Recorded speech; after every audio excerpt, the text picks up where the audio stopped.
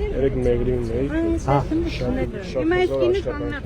Տեսա այդ բաները կան։ Հələ թունելները բաներ։ Շատ եմ տեսել, բայց բնականաբար նոտիկից ես այտենց բան երևի Հայաստանում շատ մեծ տեմպերով գնում է։ Շատ ունենանք այտենց կշարունակենք։ Շատ շնորհակալ եմ։ Լավ է։ Իմիջայլոց կարելի է սրանց ձեզներ։ Երեք մալացա Սեբաստիա բանում, համայնքում, ընդ որում մարդը երկար ասում էր, որ մեր համախոհն է, մեր կողմնակիցն է, մեր օգտին է քվեարկելու եւ այլն, ու վերջում նա սենց հարց է տալիս։ Ասում եմ, բայց ասա էլի, բայց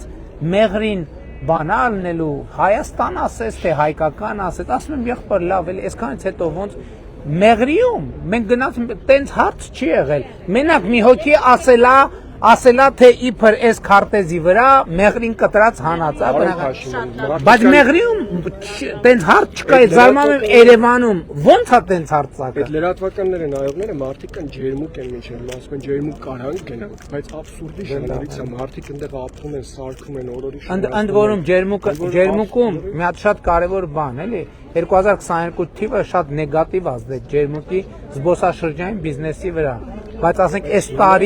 տարի նոր տարում ջերմուկի բոլոր բաները, հյուրանոցների բոլոր սենյակները վաճառված են եղել։ Կներեք, մենք բան ունեինք, մենք մի րոպե միջոցառում ունեինք,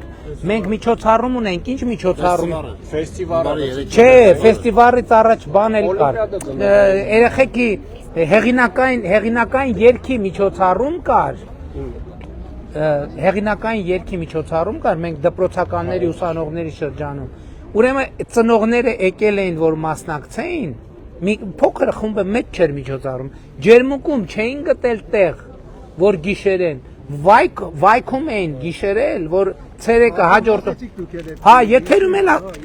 եթերում ասցի, որովհետև այդ մարդիկ իրանք, մի րոպե սրա մագնիսին, իրանք ասեցին, ասինքն ես որտեղից պետք է հաստատ դրա համար այս ձեր ձեռքում պահեք, չի կպնում էլի։ Շնորհակալ։ Հավանիչ տեսանյութը եւ բաժանորդագրվիչ նորությունները բաց չթողնելու համար։